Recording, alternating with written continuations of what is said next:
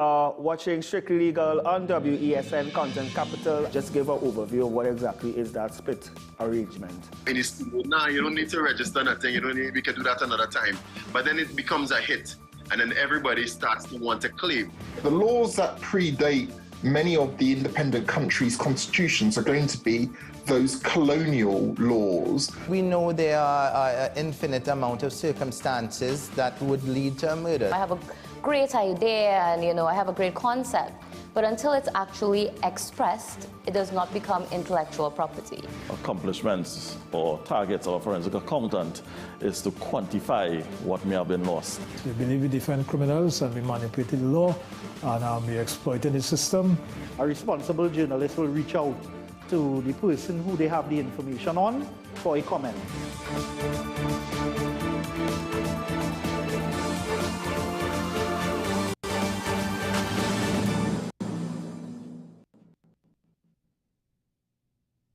We are tackling the hard-hitting topics, some controversial topics, some topics we sweep under the rug. You don't always have to forgive in a relationship for it to move forward. If it is you are in a situation where you forgive the person, but to the detriment of yourself, what are you really doing?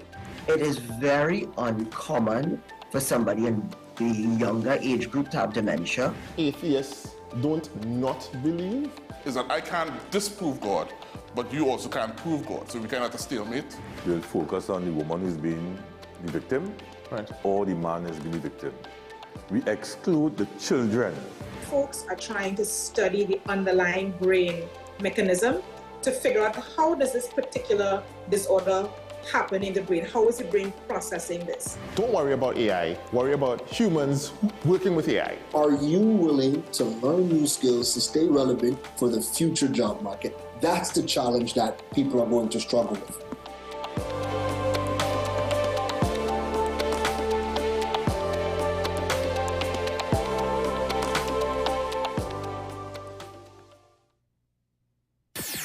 WESN.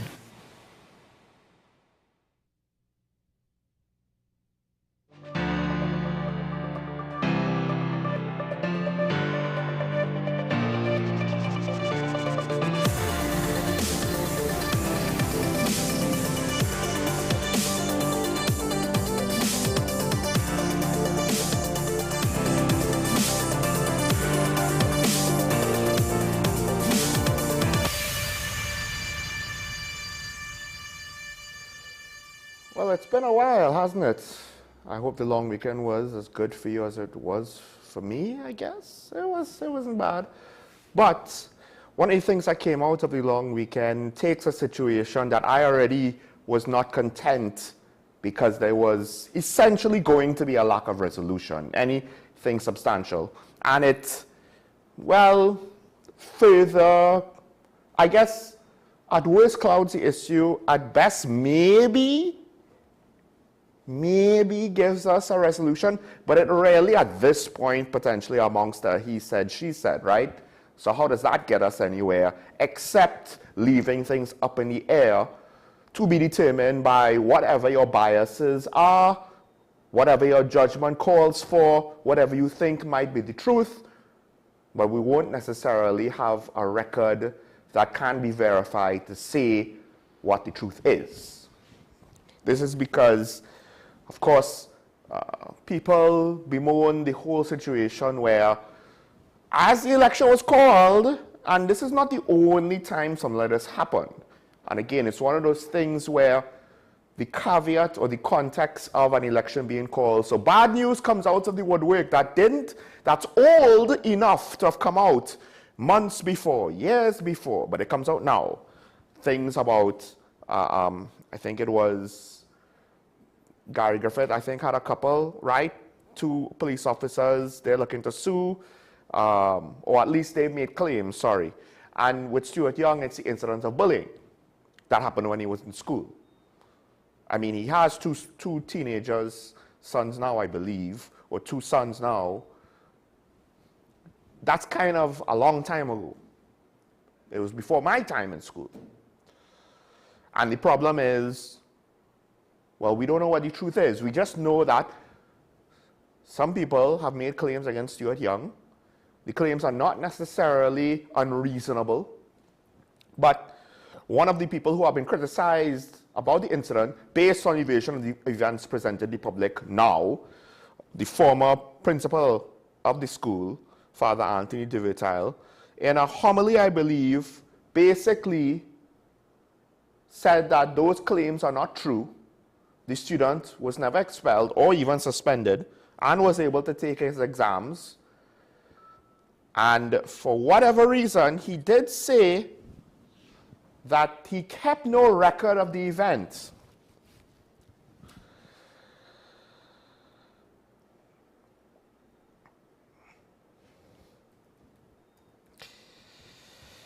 He deliberately did not place any record of the incident. Now, one could argue, okay, perhaps he wanted to protect the person that actually committed the violent act in the moment, right?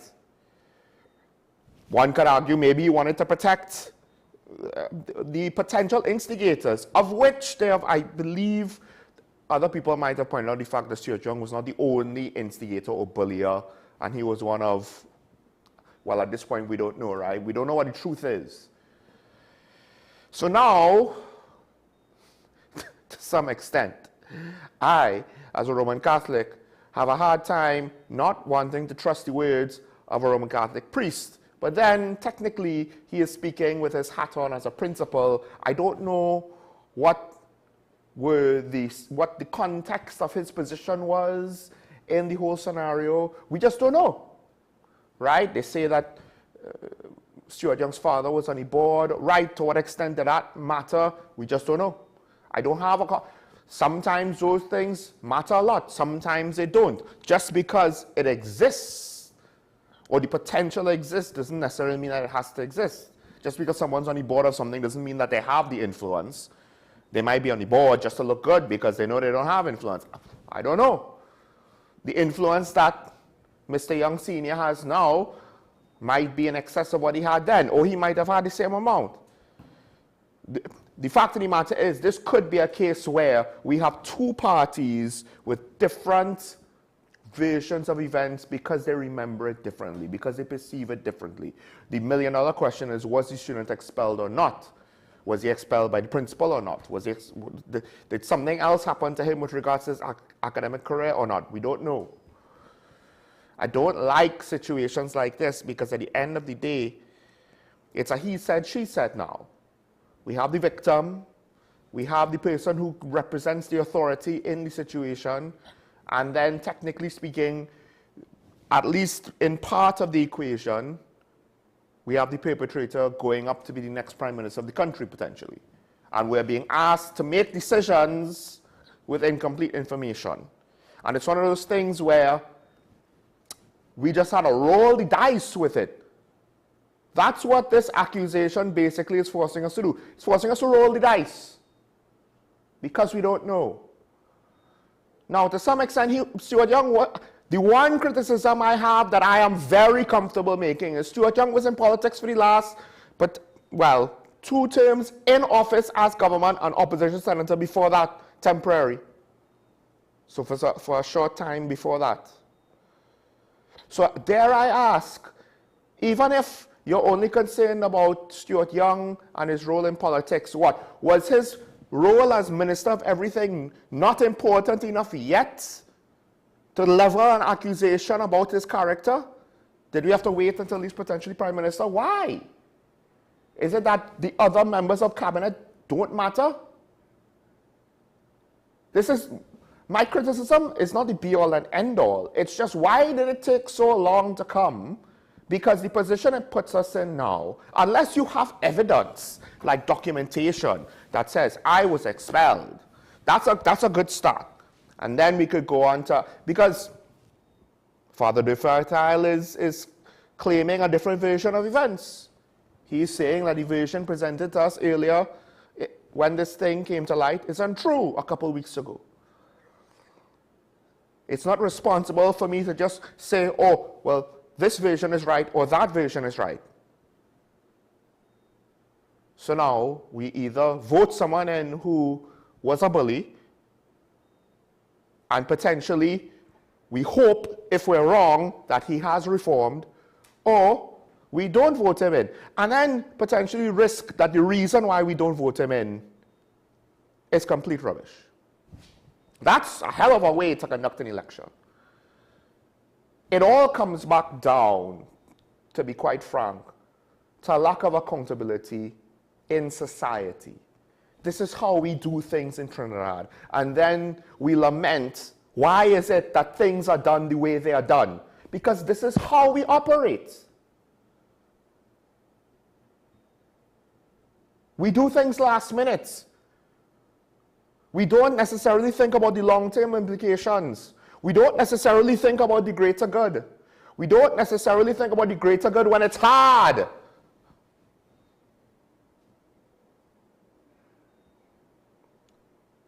So now we have this last-minute accusation that essentially, what are we supposed to do with it? I don't know. I don't like it. I still don't like it. I still don't like this situation. Yes, Stuart Young did not directly speak to it. Is that an admission of guilt? Not necessarily. There are a lot of people who are innocent, depending on the context of the situation. One could argue, if you fight down that you're innocent and you deny everything, people might say that you're guilty. Like, essentially, you could spin any sort of statement to say, oh, that means that he's guilty. It's hard to know.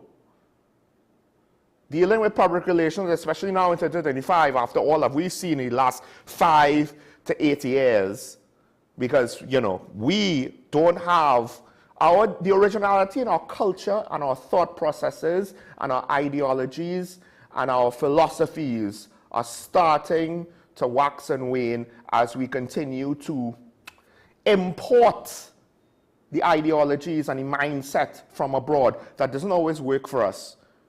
But given what we've seen abroad, public communication now, there's a lot of gun-shy people. It is what it is.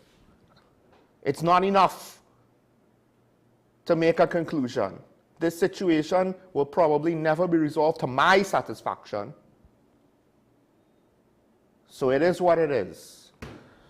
To some extent, I do appreciate Father Duvetal for being willing to speak on the matter. I just don't know if it really gives us enough clarity on the matter. It's a he said, she said.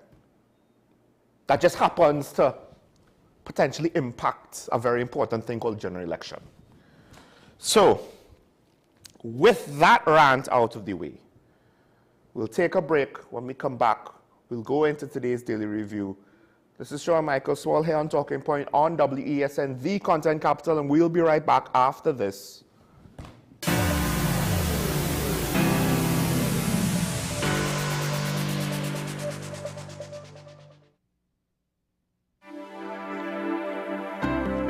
Hi, I'm Claudette, radiographer at the radiology departments at the community hospital.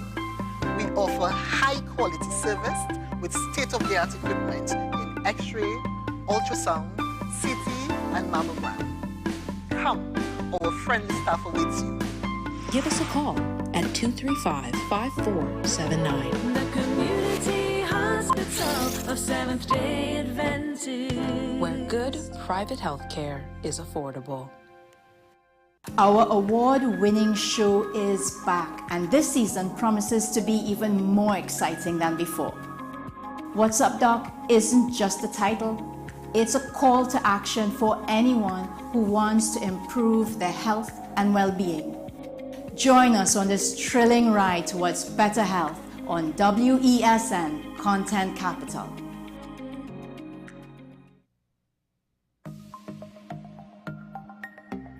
Knowing how to tell authentic is as easy as 1, 2, 3. Find it, match it, search it. Step 1. Find the style number on the tag. Step 2. Match the style number inside the jersey with the number on the tag. Step 3. Search it. A quick Google search of the style number will verify the jersey is authentic when the search results match the jersey being searched. Don't be fooled by counterfeit jerseys. Before you buy, remember to find it, match it, search it. Fan Zone, 2 locations nationwide. Center City Mall, Chaguanas and Movie Town, Port of Spain. Nationwide delivery available.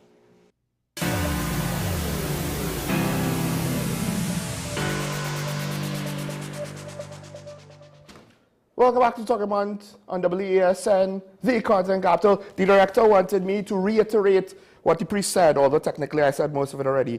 This is the quote, and I'm reading it off the paper. After investigating, I can say that it is in the interest of justice and of compassion. I did not suspend him, I did not expel him, I did not stop him from doing his exams, I did not punish him in any way. And then the next line, the former principal said he deliberately did not place any record of the incident on the school's files. And therein lies, I guess you could say that's my other complaint. Although maybe he was protecting the person who took the swing, the club that swung the club. Maybe he was protecting the instigators that bullied him and caused him to attempt violence. I don't know. It is implied that the former principal was protecting the person who claims that he was expelled. And he's saying that he wasn't expelled. But we don't have any records of the incident. Not even personal records, handwritten notes in a diary, nothing. Part of accountability is sometimes compassion is nice, but sometimes in the interest of compassion, you don't fully do the right thing. And now in 2025, it's a he said, she said. I understand not wanting to have a record of something that might tarnish someone's name unnecessarily, but we ended up not having a record that could clear up a situation that would otherwise potentially tarnish two people's name unnecessarily, because the person who makes the claims against Stuart Young now, there'll be people who will be biased against him. Let's not forget that. So the record would have given us the truth one way or the other, would have backed up the truth. A record of the truth would be evidence to back up the truth. Whatever it is, we don't have that.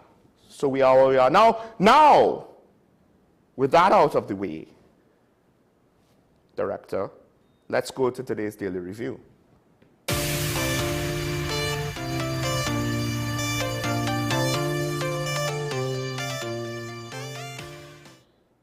So, UNC has a little bit more than just stand your ground as a crime plan.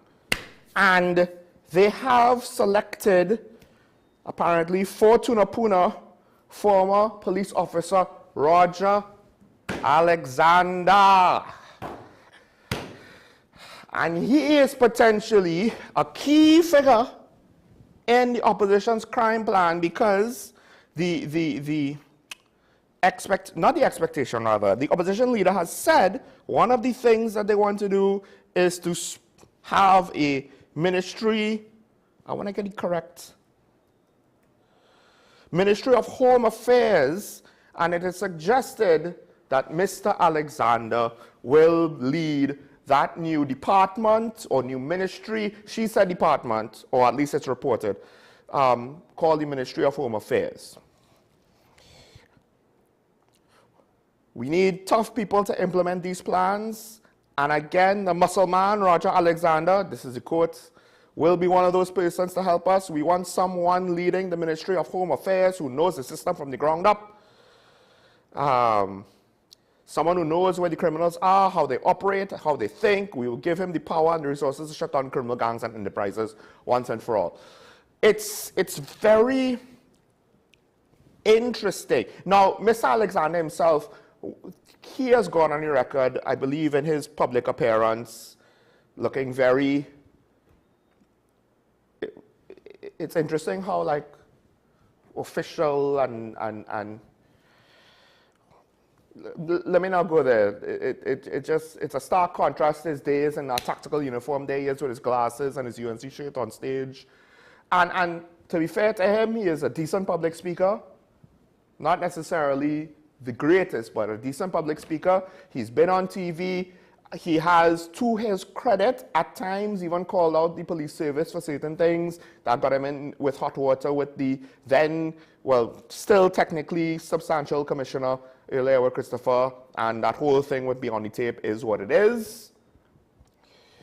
He has pointed out that he wants to see law enforcement services get more resources. This is, to him, and he said this publicly in his first appearance as a candidate, I guess you could say, giving the police service more resources to deal with the problem, because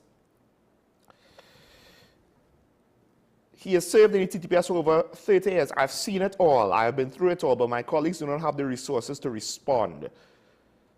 Technology for national security has improved drastically, and we are still using technology from 1812 to 1946.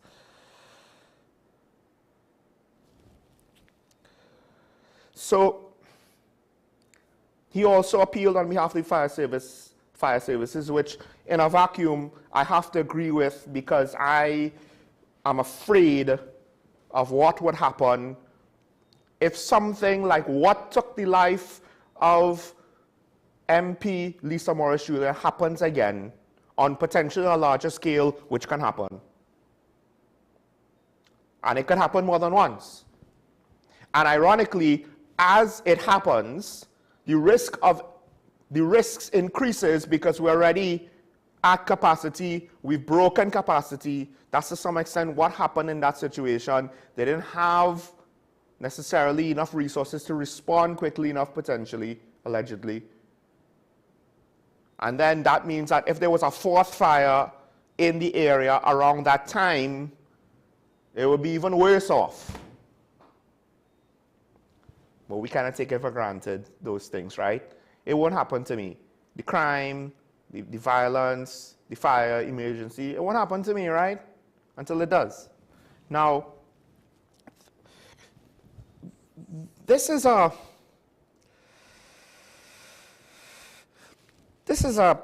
interesting situation with regards to the opposition's plans, I guess you could say.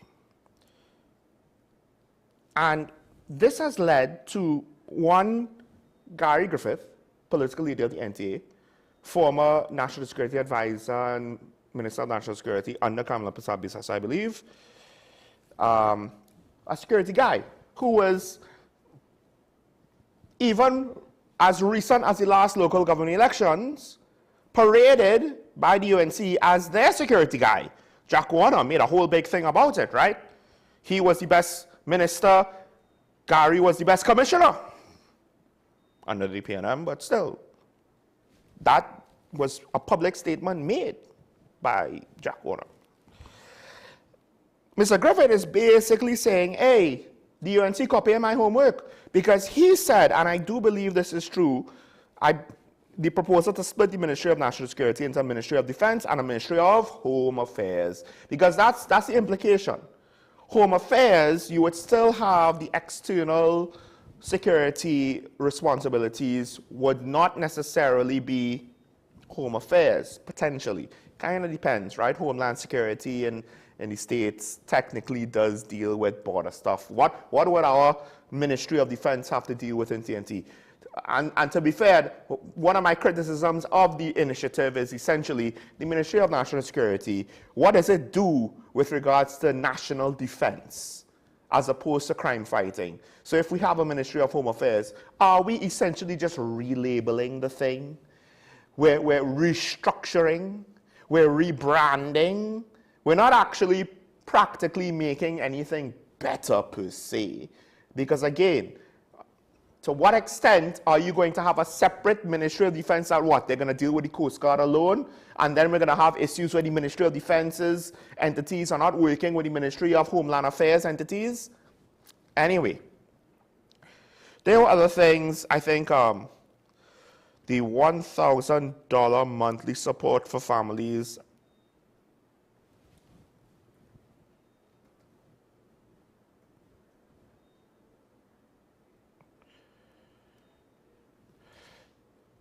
Well, let me not necessarily go there. But, and ironically, Mr. Griffith points out, the whole stand your ground situation, it is technically in line with how he handled the FUL situation as Commissioner of Police, which is to say, he gave out a lot. He approved them, right? Not to say that he necessarily approved them recklessly, we don't know, because apparently there were things that happened that we were supposed to be told that we're not going to be told anymore. I'm still waiting for certain bits of information from since, again, the local government election, ironically. Now, Mr. Griffith is saying that it's political plagiarism. On one hand, to some extent, there's only so many ideas you could have. Not because you can't think of a whole host of ideas, but because you're going to eliminate a lot of them based off of practically what is not really feasible or possible. On the other hand, I don't necessarily think that these ideas are the be-all and end-all. You can potentially use them and implement something good from them. Conceptually, or at its core, I don't necessarily think that, that these ideas are necessary. That great, the whole Ministry of Home Affairs, I don't think it's necessary. The actual work will be on a practical level somewhere else. And that actually is what makes it interesting. Like, that's the thing that you were looking to copy potentially. It's not, to me, it's not that great of an idea. Now, Mr. Griffith said he was splitting the Ministry of National Security. I don't believe that the opposition leader framed it that way. She just said a new thing, right? But Ministry of Home Affairs. Now, I actually don't mind different opposing political entities using each other's ideas. Because just because the idea comes from the UNC or the PNM or the NTA or the TPP doesn't mean that it's bad. It's bad if it's bad. We need to be able, or we need to be willing rather, to assess the ideas of the various political entities on the merit of what they are, not who says them. Don't shoot the messenger don't shoot the message for the messenger in this case. But to some extent, if you're trying to pass it off as your original idea, now again, who knows? Maybe all of this stemmed from a UNC roundtable that Mr. Griffith participated in, and or People's Partnership Roundtable that Mr. Griffith participated in, and he's trying to claim it, and UNC is now trying to claim it, and who's actually the inventor, the originator of the idea of the Ministry of Home Affairs? I don't know. But to some extent, he came out with it first publicly, and if the opposition is just trying to pass it off as this is our thing, it's like, we're moving on from one former national security guy to another national security guy, and apparently the UNC is really looking to lean in on these national security people more on one aspect of Mr. Alexander's candidacy down the line. The thing is,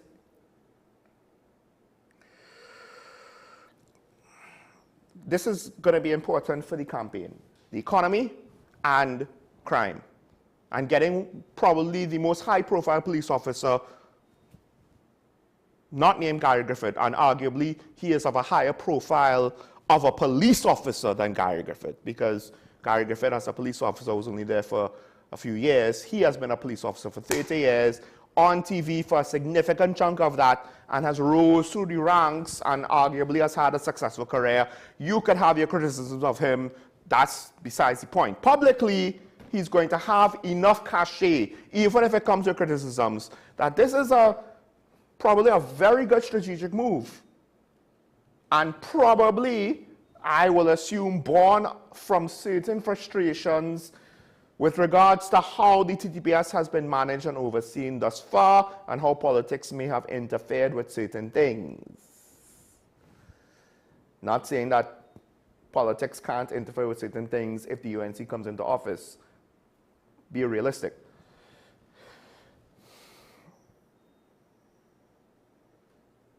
But then now, he isn't a politician, that's number one. So that could be a problem. We've seen how that has worked out, at least for the PNM. And one of the political analysts, Dr. Bishnu Raghunath, has pointed that out, right? And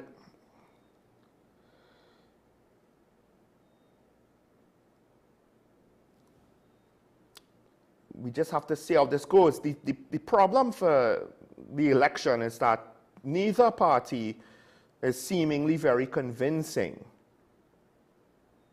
at least to some members of the population, that they could solve crime. And I can't necessarily blame them. Now, at least a point, more on what might be the government's plan moving forward. And to some extent, these plans might be low-hanging, obvious fruit. Because at the end of the day, saying we need more resources for the police. Now, saying that we need more resources for the fire service is to address a critical shortage that we have potentially already observed causing a tragedy, potentially. Right? The report hasn't come out yet. The current minister says he's willing to reveal that. Saying that the police need more resources and that they're using technology, and technology potentially also means, in this case, the laws and how the laws are written, and not just physical technology, but certain conceptual ideas, procedures, policies, regulations that are outdated. So all of these things, they're multifaceted. It's also low-hanging fruit. Technically speaking, if you have more resources, you could potentially improve any situation. Potentially, not necessarily. And therein lies the problem. The Ministry of Home Affairs saying that you're going to get more resources, saying that you're going to upgrade technology, those aren't plans. Those are the basic ideas of where you start. A plan needs to be detailed. It needs to have priorities. It needs to identify things and then identify how to fix those things with specific ways. We don't necessarily have that. There are no specifics here.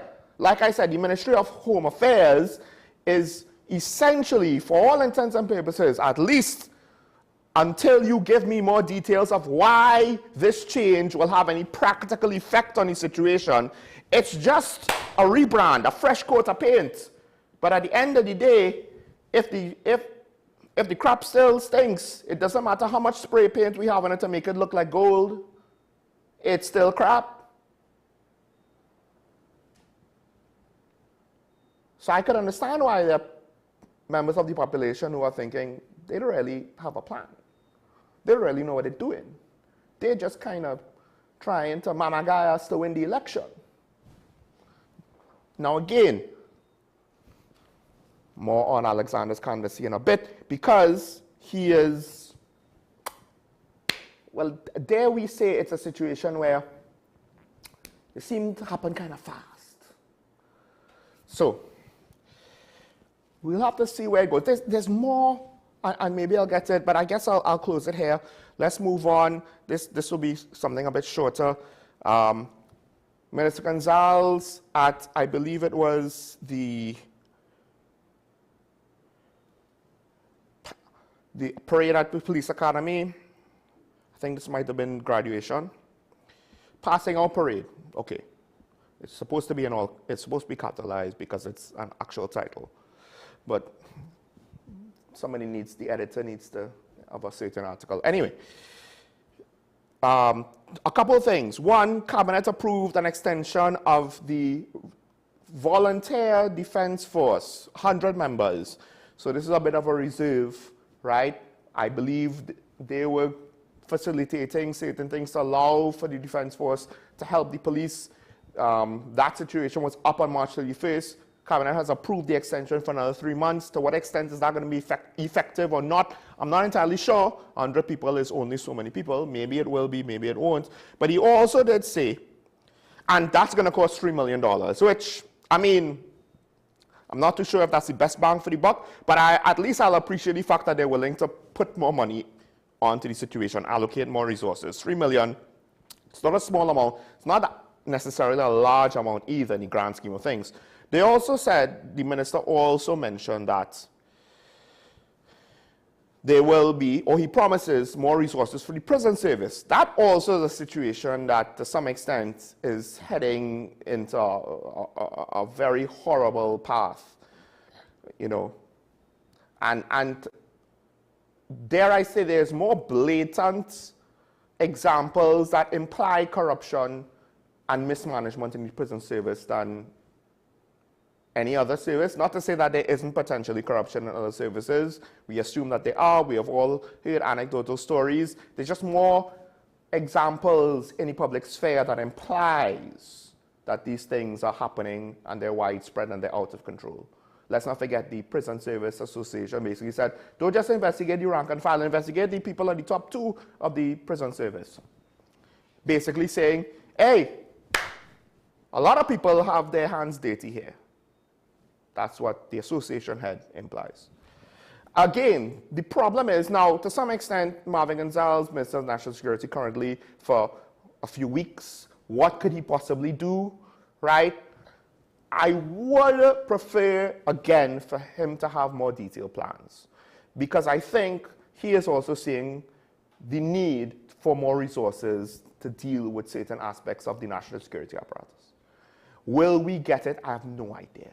There are some benefits on the horizon. The good lady is not going to be joining me today, but we did have a conversation. She, unfortunately, has something to do this morning, but we did have a conversation, and there are things on the horizon that suggest that things are not going to be all bad for our energy sector and economy.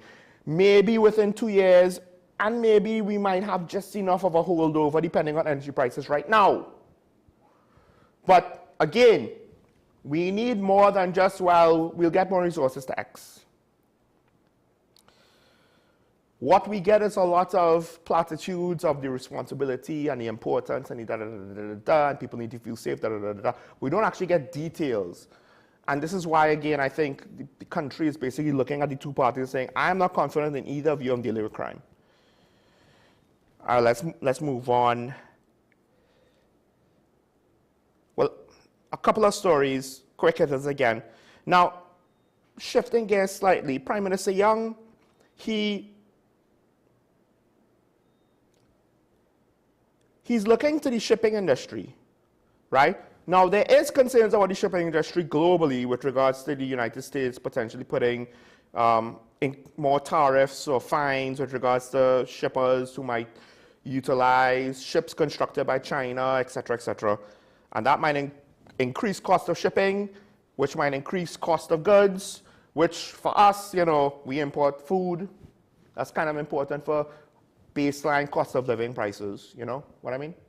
So that could potentially significantly impact, depending on how dominoes fall and what actually is implemented by the United States, an increase in cost of living here in TNT. Now, to what extent will it basically outpace people's salaries and ability to afford to live? There are people who don't eat meat for a significant stretch of time in TNT. Let's just make that clear. Now, that segues into the Prime Minister Young looking at the shipping industry to potentially be a source of foreign exchange earnings. The problem is, we here on Talking Point have complained about this, I don't know, last year, the year before last year, I can't even remember. So when you want to say things about dry docking facilities, service industry, et cetera, what, with regards to yachts, what about carry docks? Is it carry docks? That whole situation that may be falling apart, that's government owned. What about the Port of Spain that seemingly can't get its collective act together? Yes, we have the Port of Point leases, but we've already lamented the fact that TNT has basically been overtaken by Jamaica with regards to certain services and certain commercial enterprises in the shipping industry. So now the question is, to what extent is Prime Minister hopeful Stuart Young serious about this? Will he commit to it? And can he do so without potentially cutting expenditures in other critical areas? Will he be able to find places to cut that will not be harmful?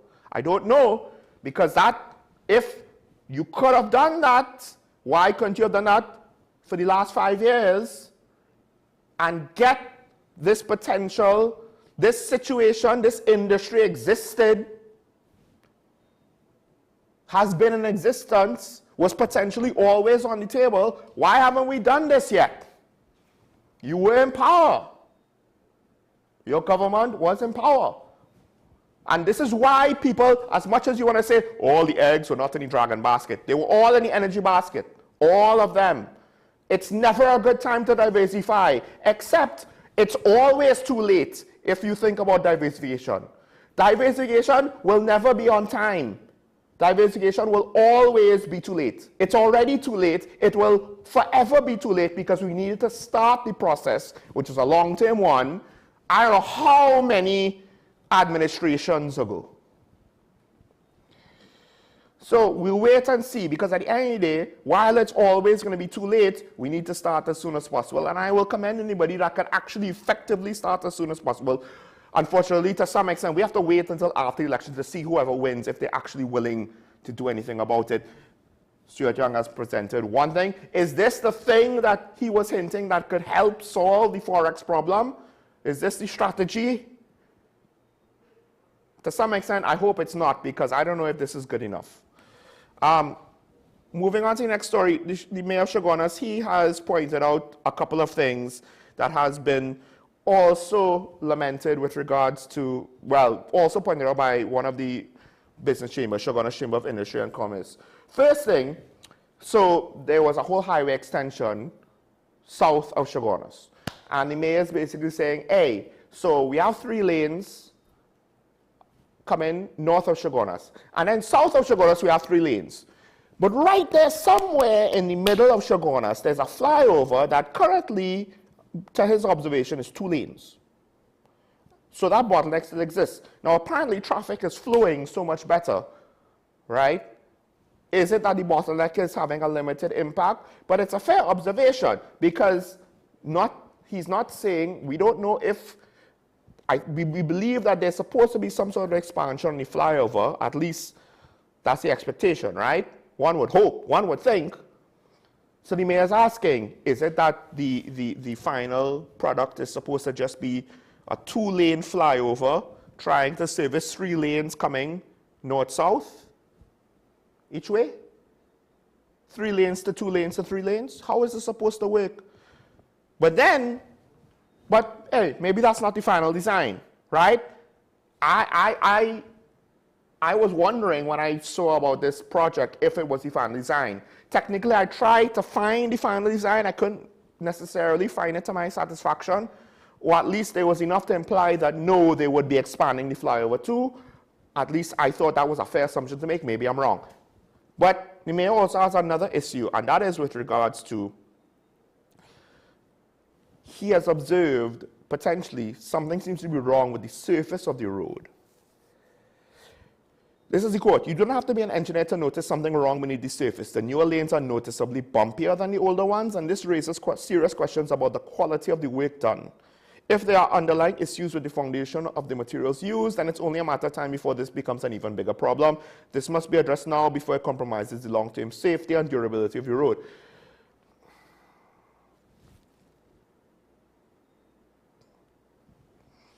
And then there's further concerns that this was supposed to be a wider project to deal with traffic in Chaguanas, and it doesn't really help with that at all, right?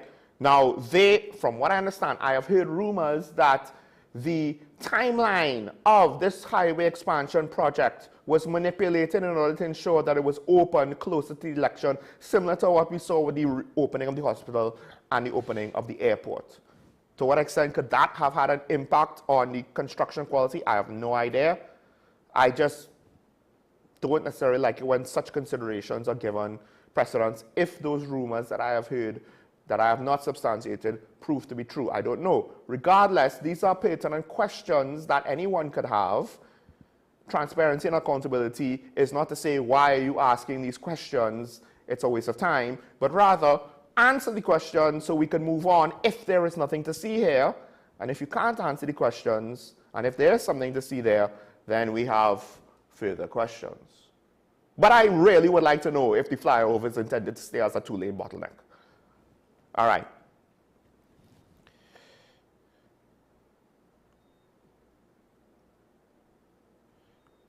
Last thing I want to get to, the UNC. There's a report that there might be discontent from the UNC coming from the rank and file. We saw something similar with the PEP's candidacy in certain Diego Martin constituencies, particularly Diego Martin Northeast. Now, there have been rumblings, but the opposition leader is saying there's no discontent here, everything is good, hunky-dory, the opposition leader. I'll say this, on the base of it, I can't complain with regards to what the UNC has done. They have certain people who there were expectations of them being candid are not candidates anymore. In one case, I am disappointed. In other cases, I'm not anywhere close to as disappointed, but I'll just leave that there. Essentially, though, however, at its core, what the conversations Dr. Sheikh Mohammed and I have had basically was calling for the opposition to improve its slate of candidates. Now, is it doing that? At least marginally it has. So again, out of context, I can't complain. But there's one thing I can bring up, and that is to say that one of the reports includes, I don't know if this is a statement of fact, but they call out to the fact that, and remember I said we'll come back to former police officer, former senior superintendent Roger Alexander.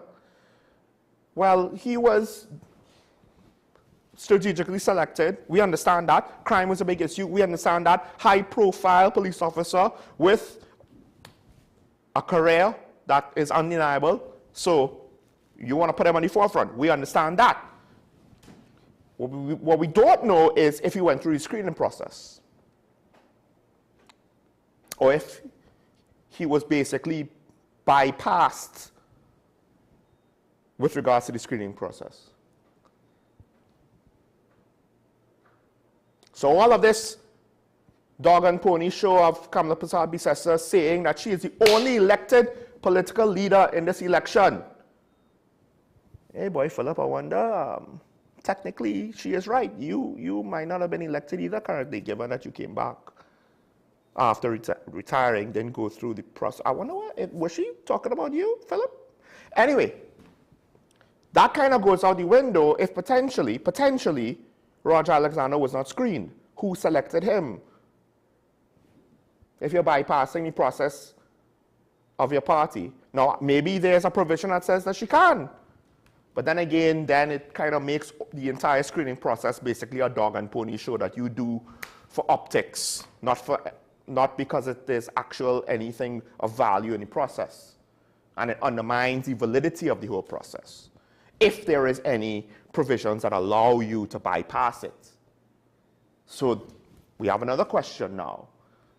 I have no issue with Roger Alexander entering into life of politics. I can understand that there needs to be provisions to allow him to do that. It's just he's been named the candidate for Tunapuna, and I would just like to know, did he go through the proper procedure to get there with regards to the UNC's constitution or not? Or was there is everything copacetic? Is everything kosher? I don't know. There's a report that says that he may not have been. The report itself, I don't think is affirmative, to be fair to the paper, which I did not mention. But we have to wait and see. Who knows? It seems as though, because some of the affected people, they seem to be fine, and they're still showing their loyalty to their party, which to some extent is actually giving us vibes of the stability of the PNM. So it's good to see that the UNC, they're willing to think more than just of themselves. But then again, I could be more cynical about that, but I won't be, at least not today, right? I just, again, would like to know to what extent was the processes potentially circumvented in the effort to get a better candidate. And let's not forget, not too long ago, the messaging coming out to the UNC is, we don't need changes. We good how we are. We don't need friends. We don't need to change nothing. We don't need to change no one. And what did the UNC do after saying that? They got themselves some friends and they made themselves some changes.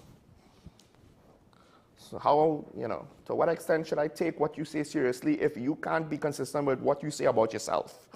Let's take a break. When we come back, I'll have a couple of videos to play before we open up the phone line. Stay tuned to talk about the WSN. We'll be right back after this.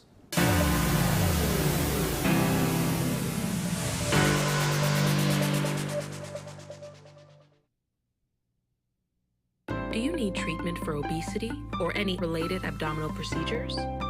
The community hospital now offers minimally invasive laparoscopic surgery done by an American-trained, board-certified surgeon with over 20 years' experience. Give us a call at 235-5479 for more information. The Community Hospital of Seventh-day Adventist, where good private health care is affordable.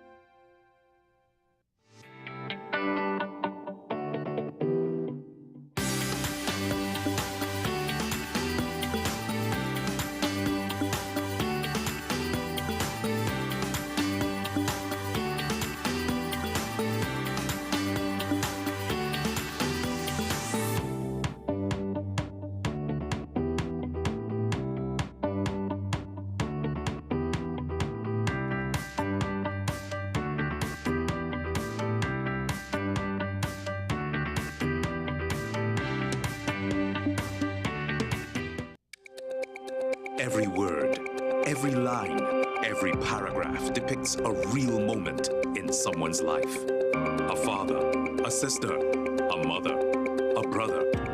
We at Newsday are dedicated to you, the people, and through independent, unwavering journalism, strive to always bring your stories to life. Because your stories are more than just words. Newsday, independent and credible.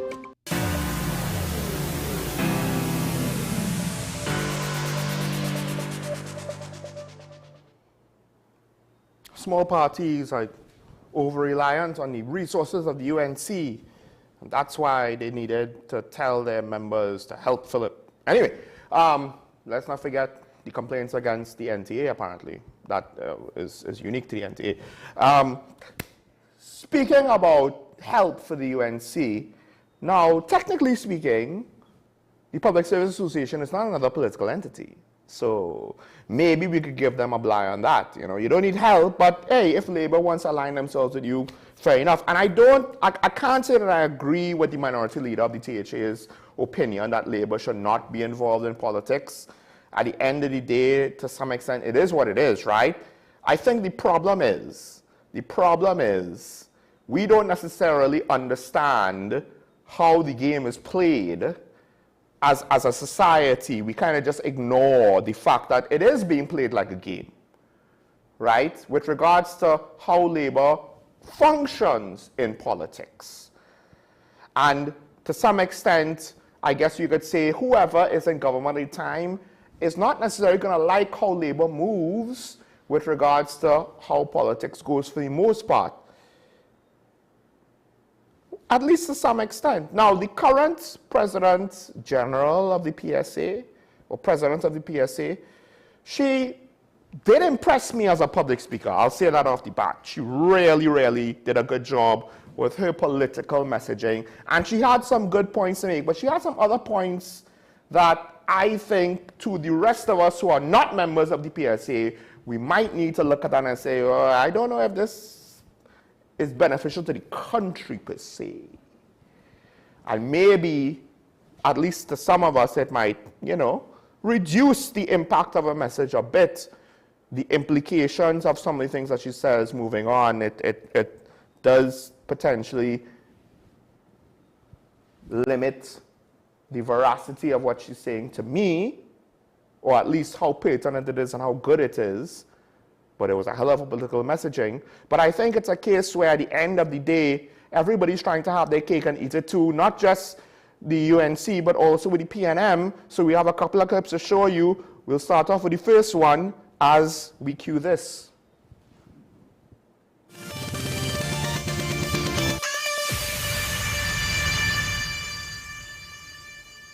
They say they love you, so they take good care of you. And well, this is how they just take good care of you. 4% increase over 6 years. When you face a 64% food inflation, and they give themselves a 47% increase. That is how they take care of you.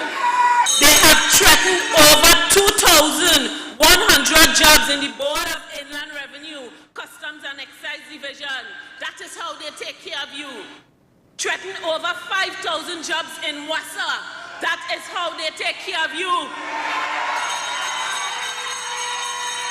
Threatened over 500 jobs in HDC. That is how they take care of you. the outright refusal to fill vacancies and give workers permanent jobs. That is how they take care of you. And the refusal to implement the 9% settlement on behalf of NIB workers. That is how they take care of you.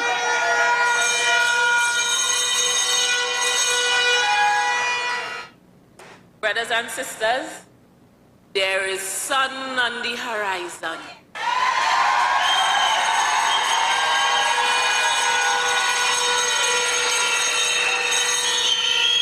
There is hope for a brighter day. We must take charge of our destiny, take charge of our future, and act on our responsibility to ensure that we leave an inheritance not just for our children, but for our children's children.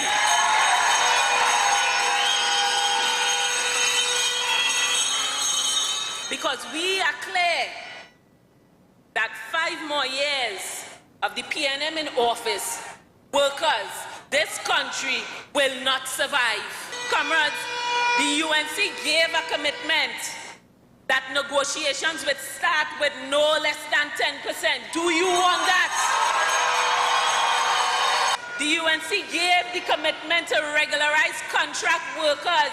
The UNC has given the commitment to provide preferential access to HDC homes. The UNC has committed to the immediate implementation of an improved health plan. The UNC has given the commitment to shelve the PNM WASA Cabinet Subcommittee report. The UNC has given the commitment to implement the 9% settlement on behalf of NIB workers. The last settlement workers received was under the UNC. Public officers enjoyed 2 salary increases under the UNC within 1 term in office, 9% and 14%. They did not believe that a fair settlement on behalf of workers will bust the treasury. Hundreds of vacancies remain unfilled. Under the UNC, there were over in excess of 55,000 jobs created. Workers were flourishing. Why? Because when UNC wins,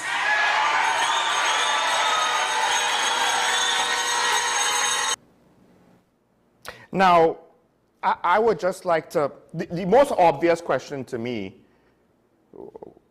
was that, you know, the last settlement came under the UNC. But wasn't that a coalition government? Or was the coalition government really UNC and friends? Hence the Vote Kamala campaign that failed at the re-election.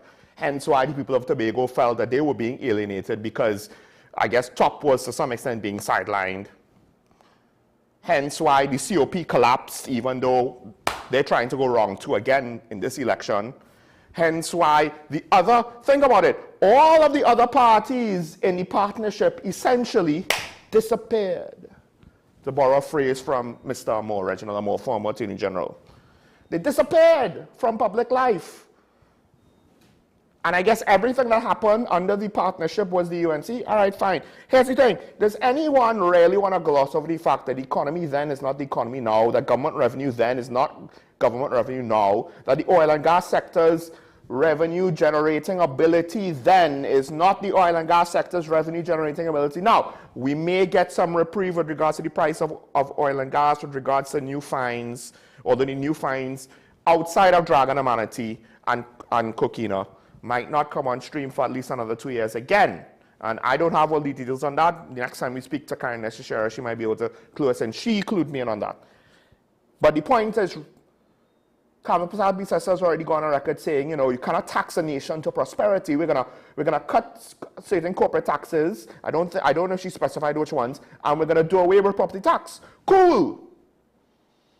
Now, unless you want to give us detailed example that the PNM is that incompetent that they couldn't figure out the math, something tells me the math of the opposition not mathing. Because my issue, my other issues with what the president of the PSA said, This was over the weekend. I think it was Saturday, whatever. And I was just, first of all, and let me say again, her delivery was on point, and she did have some good things to say. That whole situation with the SRC and the wage increases for parliamentarians and cabinet and senior government officials, I'm sorry, you deserve all of the beating you get on that specific issue, because I think it was plainly obvious to everybody that this would be a PR nightmare if you do it, but you didn't care, so you did it. So every union, every one of them could line up with their baton that says senior government official wage increases and beat you with it. And I don't care how excessively they do it, how much they just regurgitate that same point over and over. It should never die. It should never die. Because 4% versus whatever senior government officials got. That said, Kamala didn't really fight hard to deny it. Just saying. She's not accepting the money.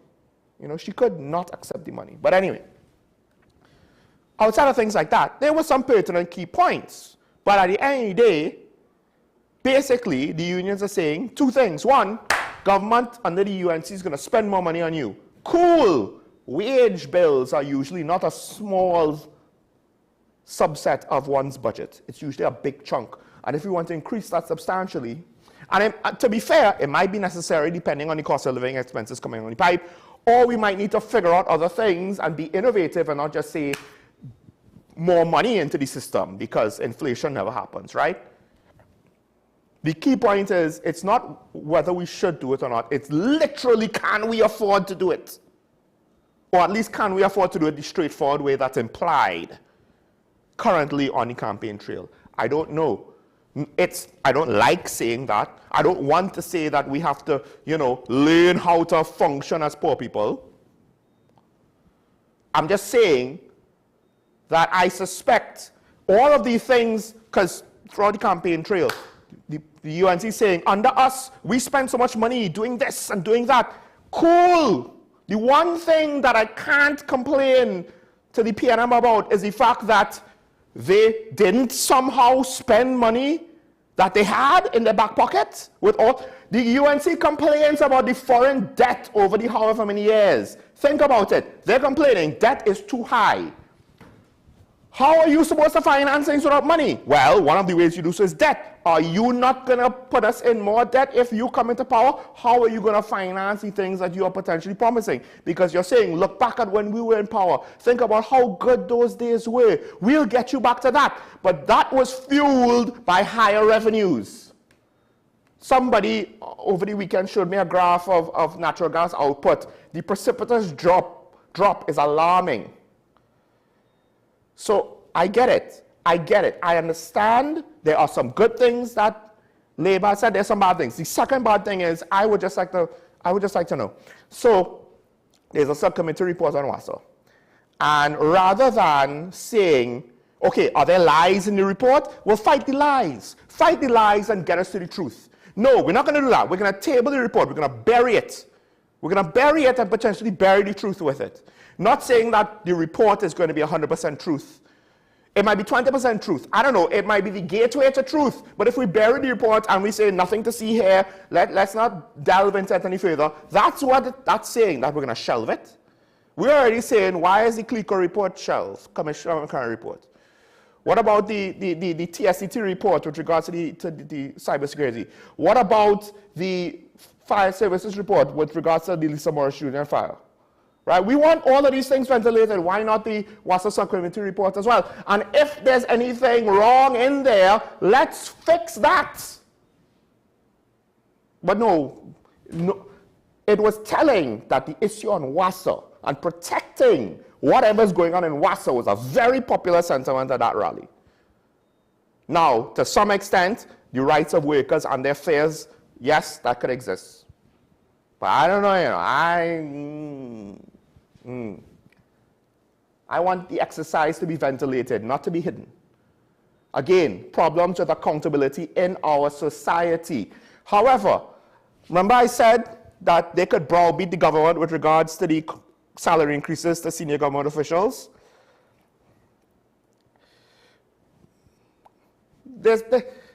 how do I put it? There's some irony here. There's also irony. Labour is for the opposition right now, right? Labour is opposition best friend. Best friend. Well, we have another clip that I do find kind of ironic given the situation. This coming from a PNM rally. The Prime Minister is the speaker that I've selected here because he had something direct to say with regards to his involvement with the Labour movement while being in the opposition. Let's run the clip. I presented myself with pride, and I thank you, the PNM, for taking me and welcoming me and giving me the opportunities to have the experience I have today, to be where I am, to work for you, the people of Trinidad and Tobago. I had already been fighting, because anybody who knows what I did as a lawyer, I fought for the unions. I fought for the unions of Trinidad and Tobago for better conditions for the workers. But you see, I am not one that has ever boasted about what I do. That is not in my nature. But I took to the courts to fight for the unions. Go and ask the steel workers. If Ansel Roger would tell the truth, which may be difficult, Ansel Roger would tell Trinidad and Tobago that when Kamla Persad Bissessar wanted to bust his throat as the PG of OWTU, I did the matter for him.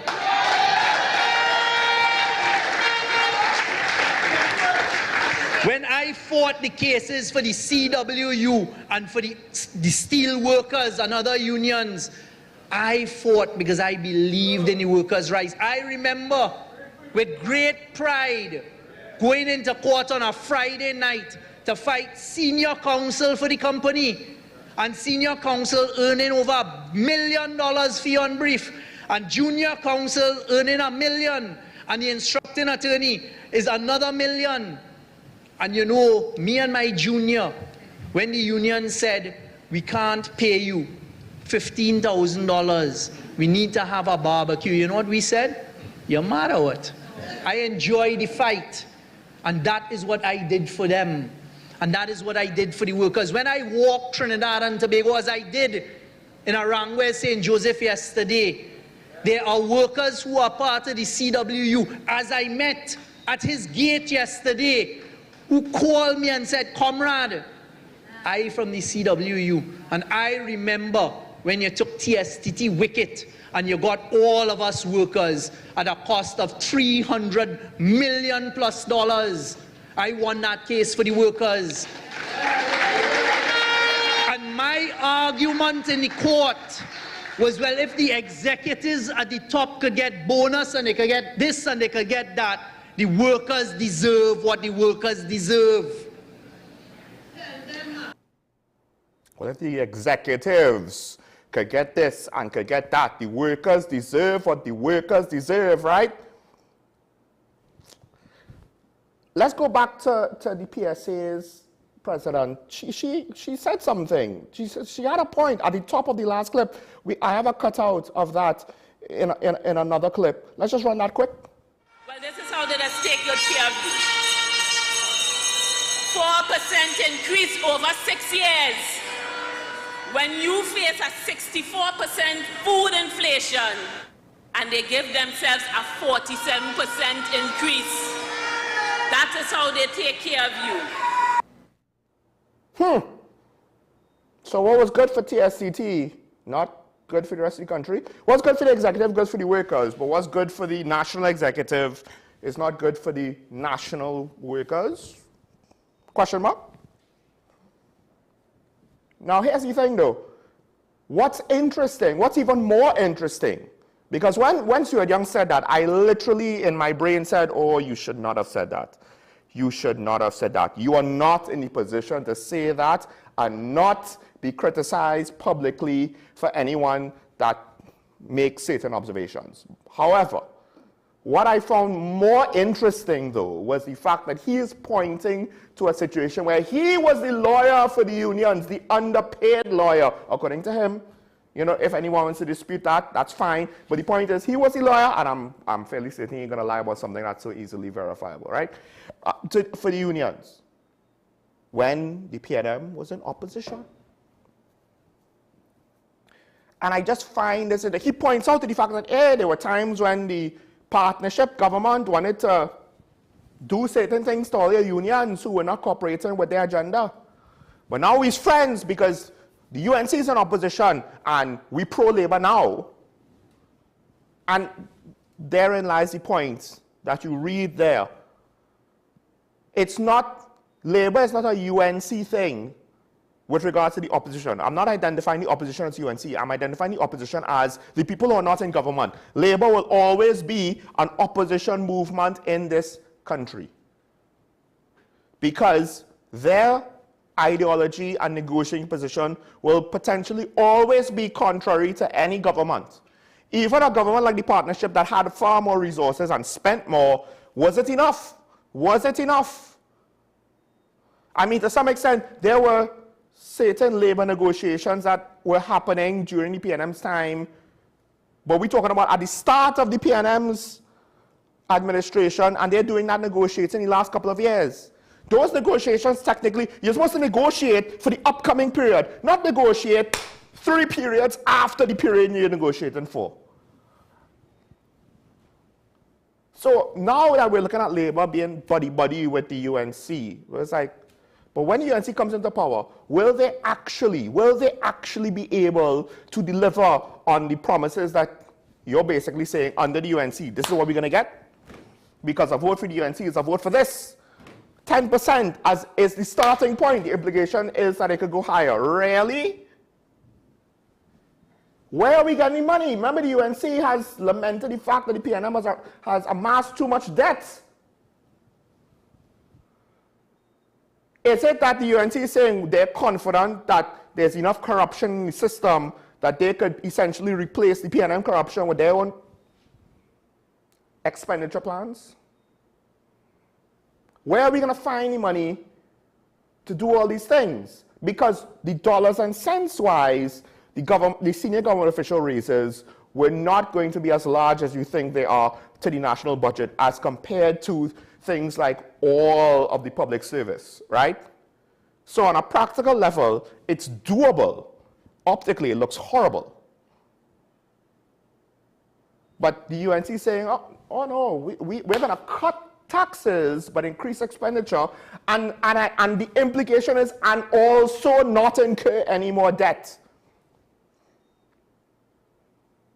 And they're definitely not going to go with Dragon, right? They're definitely not going to go with Dragon because they do not want to be seen anything close to being friends with Maduro because they don't want to piss off the Americans. So we're definitely not doing anything in Venezuela with them.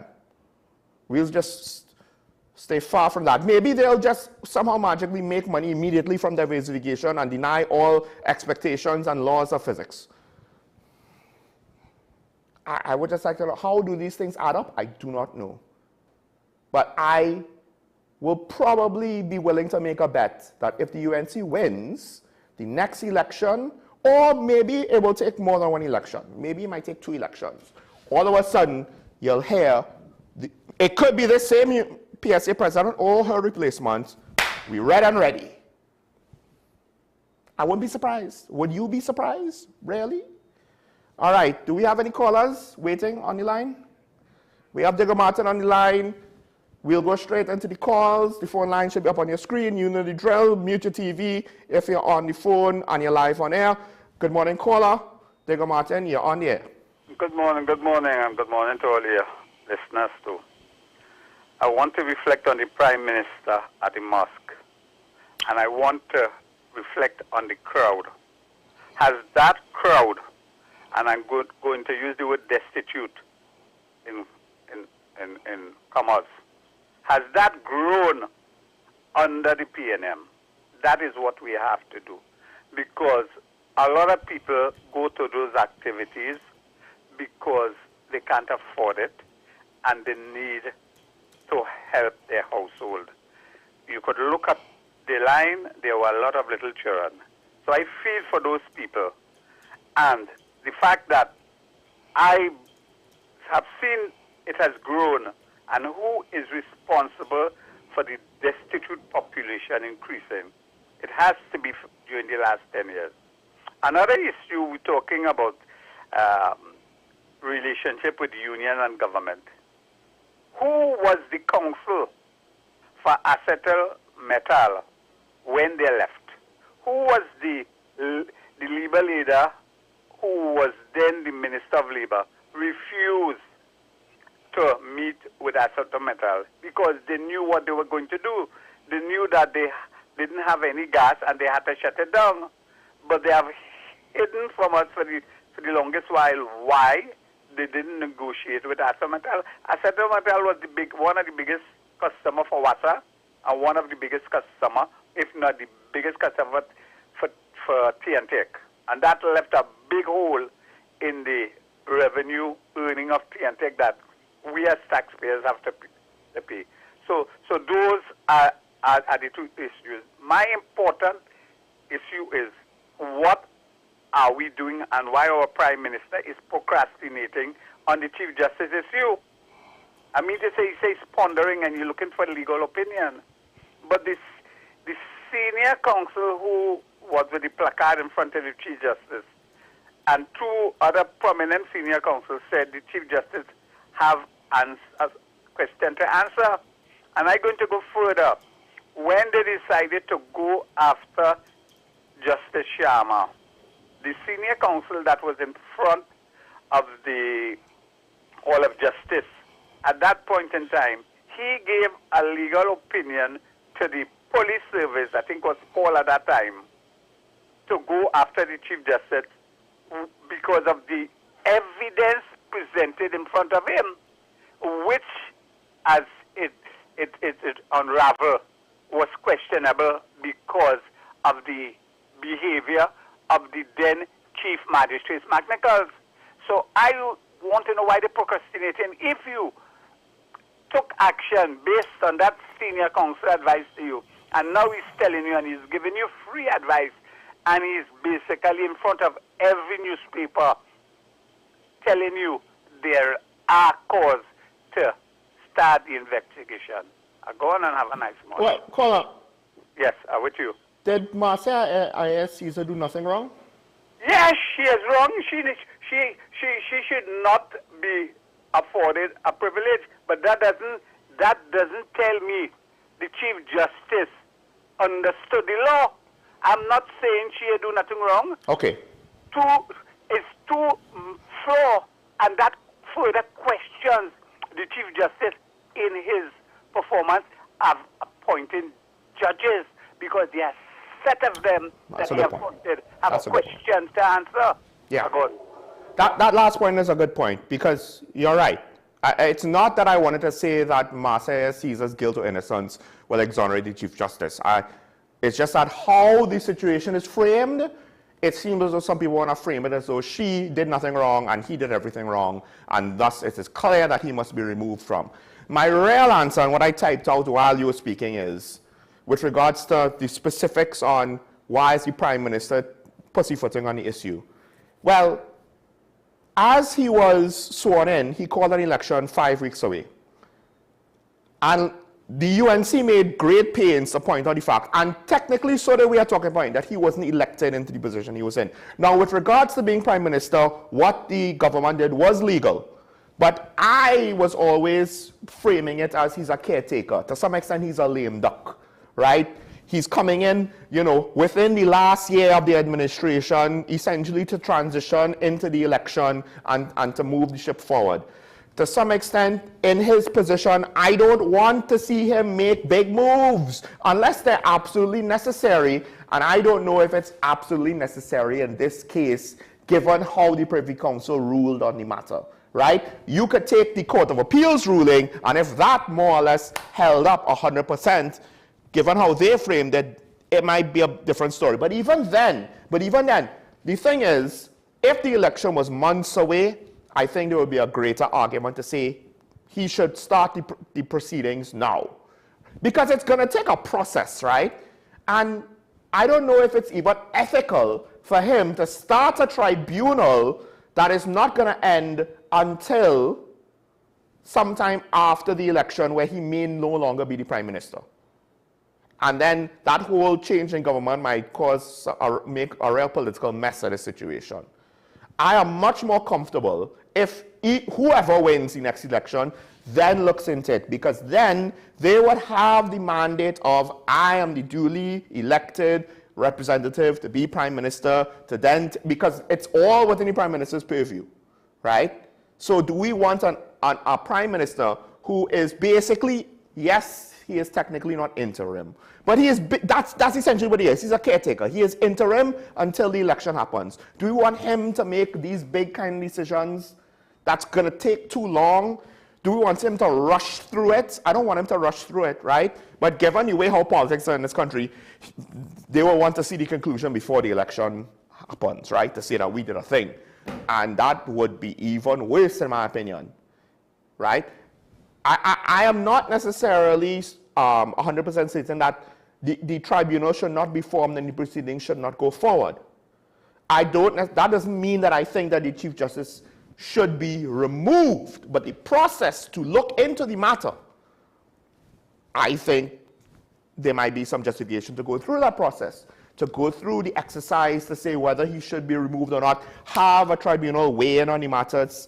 This is what happened, this is what he did, this is what he didn't do, this is what he did right, this is what he did wrong. When we sum it up based on how the regulations, the laws, the requirements, etc., are, this is the conclusion. I have no problem with that. But given the fact that we have an election, 4 weeks away, I don't know if I want to see Stuart Young do that.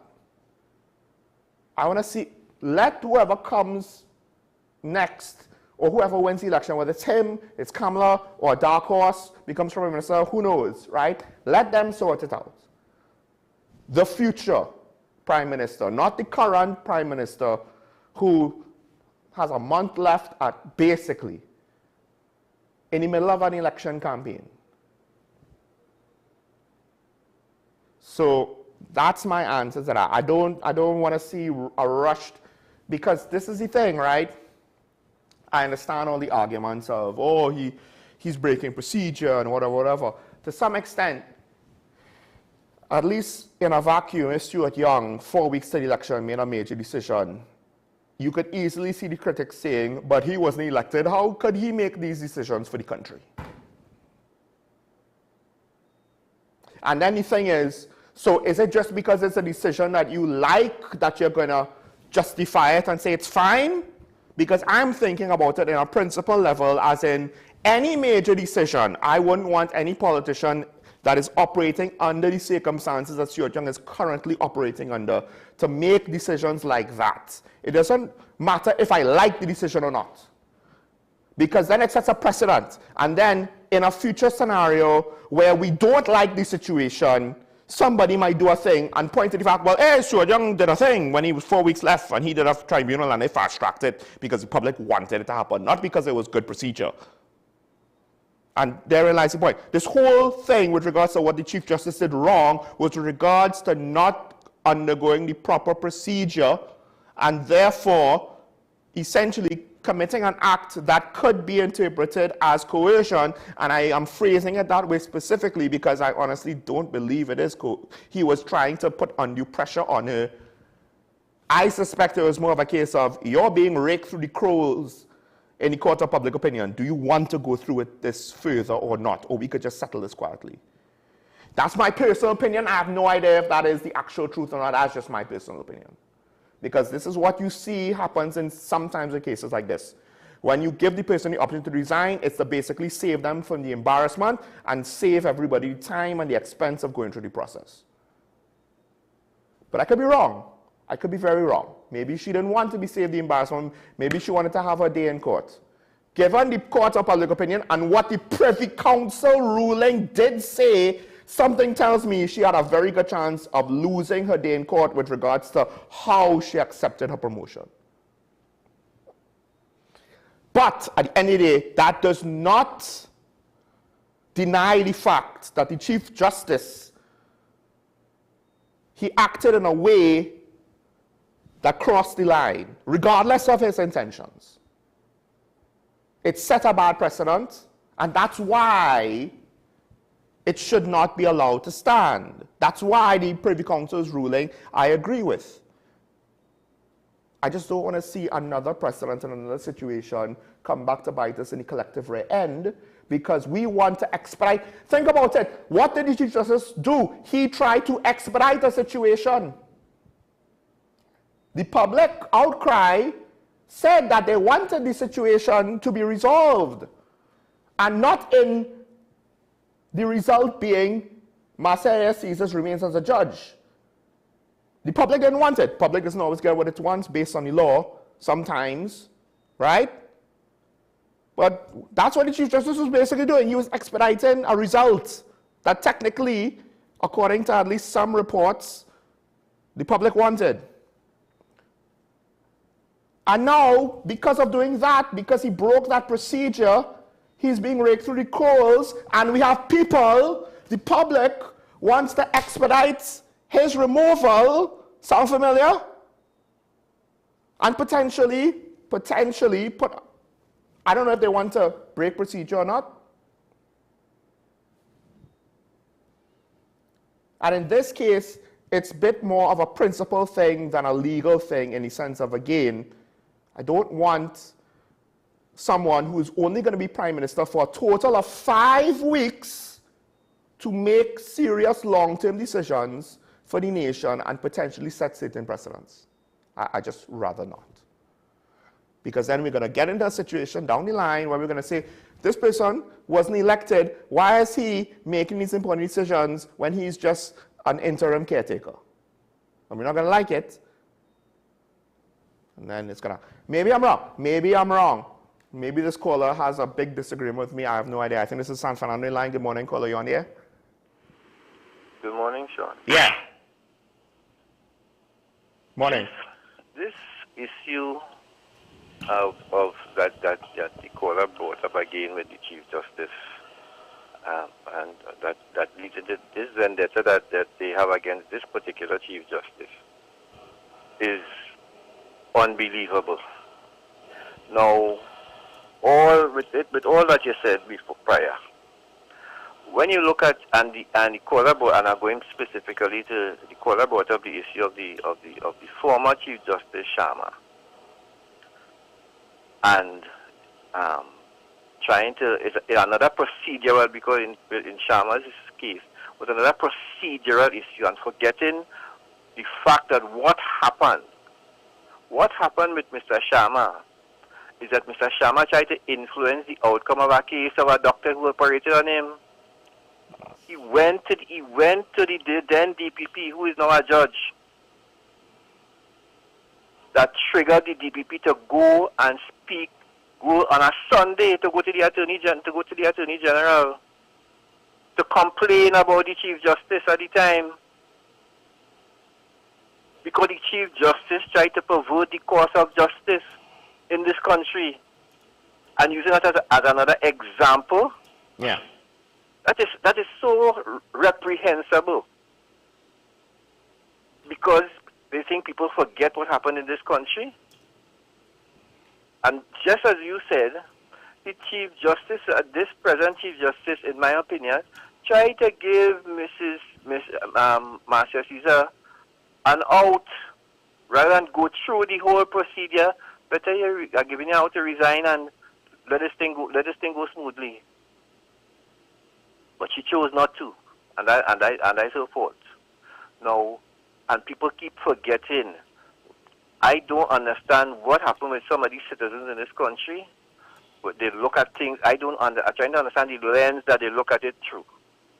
What lens are they looking at this thing through? That is why this country is in the state it is, you know. Trinidad and Tobago is in the state it is because some of the citizens in this country don't want law and order to affect their likes or their decisions in real time. What happens is they want law and order, but they don't want it to affect them, to affect their lifestyle, to affect their opinion, to affect their friends. That is what happened in this country.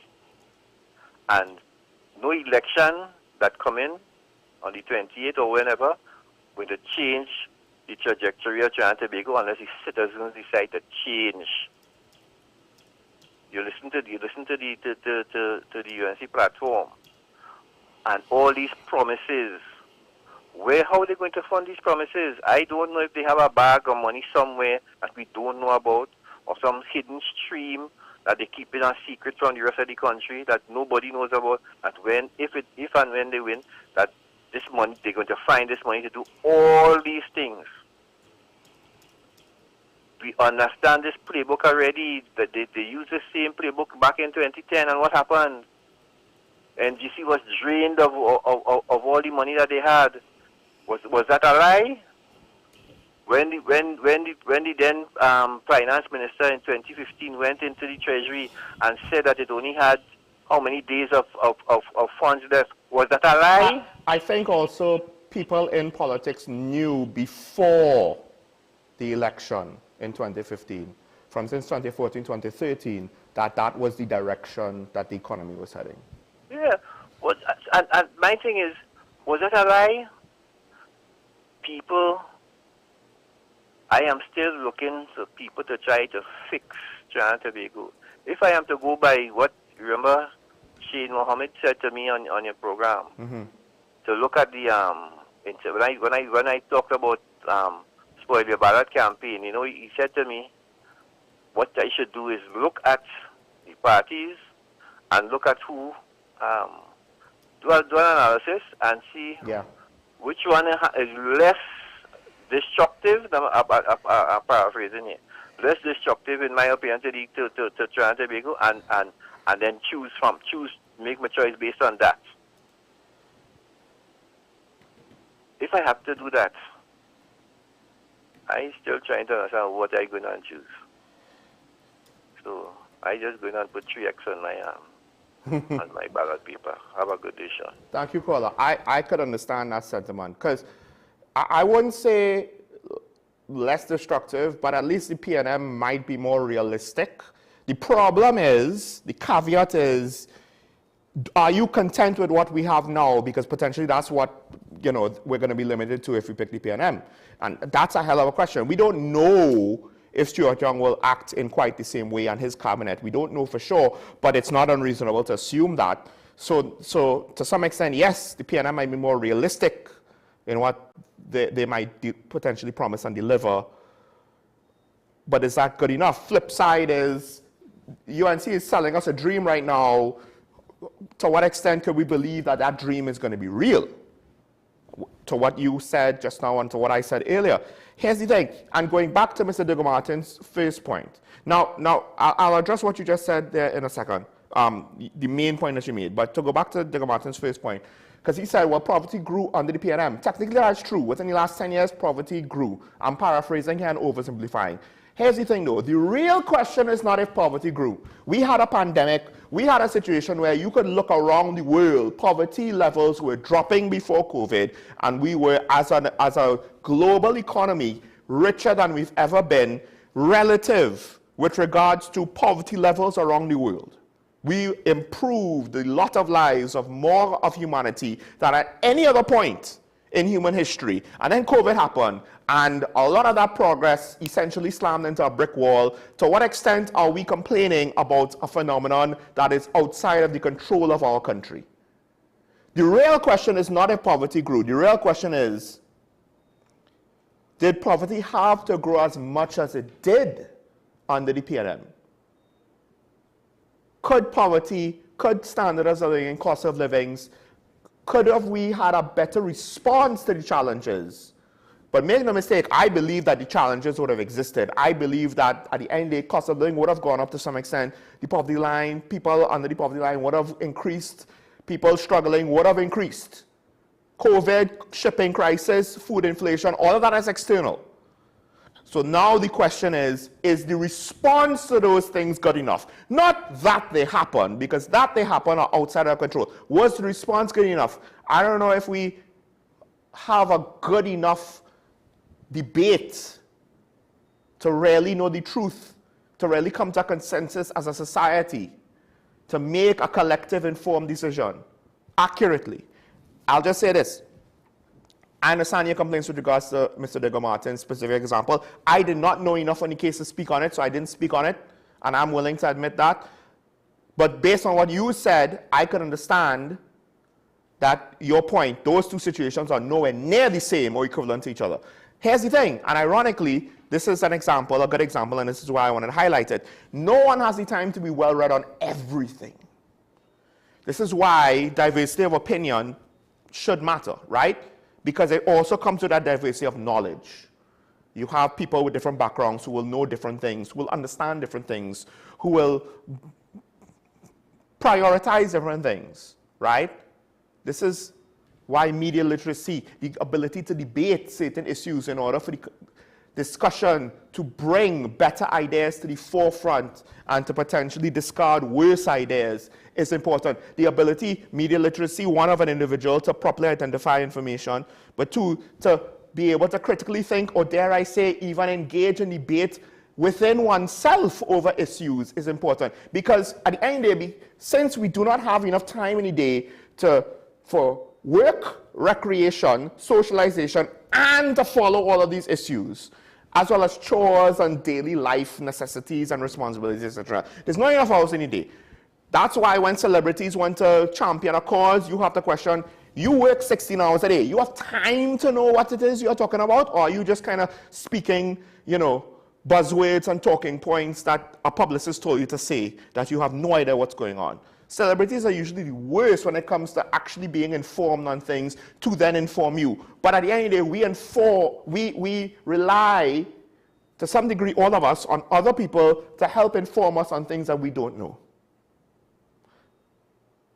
Whether it is the news media, our friends and family, our community, our professional peers, strangers who we talk to on the street, we rely on others in some capacity or another. That's why media literacy is important. That's why the ability to critically think for ourselves is important. That's why the ability to engage in debate with others and within ourselves is important. Because to some extent now, we have to then start to identify what source is good in what situation and at what time. There's no cookie cutter way to do it. There's no one size fits all to determine what is the most accurate truth and what is the least accurate truth, because ironically a fact is something that could be measured. It's not a thing that just is or is not, you know, scientifically anyway. That's a whole set of semantics, but I'm running out of time, so I'll leave it there. I just want to say again, this whole thing with the Chief Justice, it's being framed very aggressively and very effectively to try to get a result. That's what it seems like to me. I'm not going to fall for members of the public for having this opinion, because I think the machine that is trying to push this agenda is doing so very effectively. Ironically, for better or worse, maybe we should be thankful that politicians are not quite as good at public relations, maybe. Because who knows what bad faith agendas they might push. Although, unfortunately, good faith agendas also equally get disserviced. But we'll leave that there. We're over time, so we'll end things. I want to thank the callers for calling in. The important decisions have to be made within a month's time. I hope and pray that we all could make it to the best of our ability. With that said, remember your allegiance to the public and to each other. Stay safe. It's always nice to be nice. Even to the regiment truck that decided to kind of try and squeeze in behind the politician's police escort. You know, he was waiting in traffic.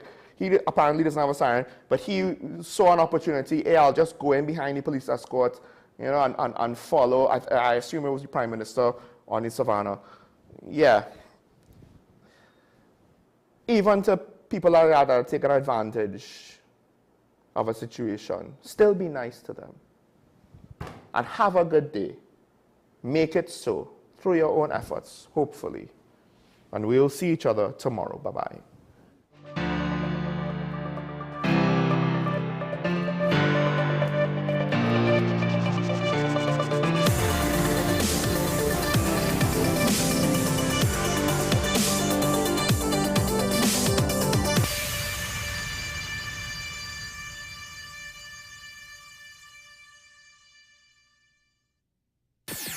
WESN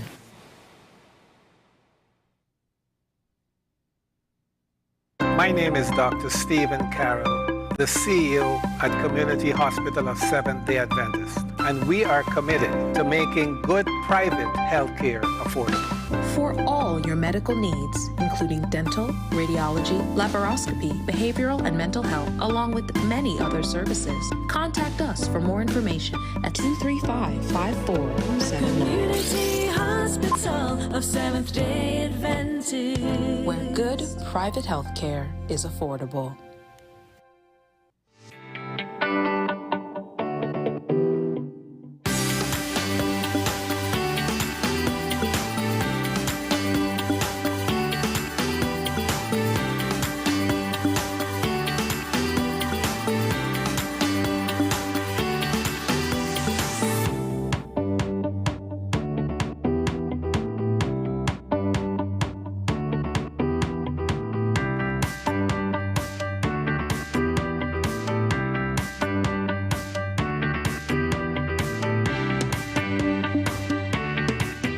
The home of Caribbean content is growing, and we welcome you to be a part of the #1 platform for young personalities who are driven to make a positive impact in society.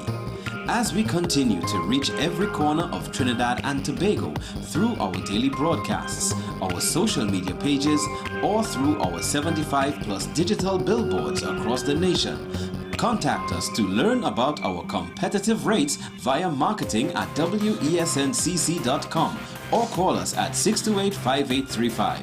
WESN Content Capital, television with a difference.